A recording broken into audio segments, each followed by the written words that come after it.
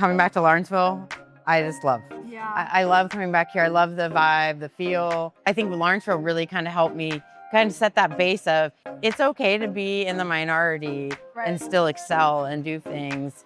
I feel like I'm home when I'm here.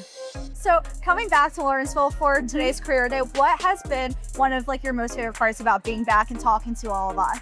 Everyone, I think, is really open to like finding out what might work for them. And so it's really great to see how people are thinking about what they might take away from Lawrenceville. Yeah. You have your housemates, your classmates, your teammates, your teachers, your mentors, your coaches. It's 4 years of just like learning how to live in a place with other people. And to this day, like it's countless opportunities I've gotten from that experience. Respecting different opinions and still advocating for your point of view. I think that's something that's in the heart in the system and something that I've sort of carried through my career in medicine.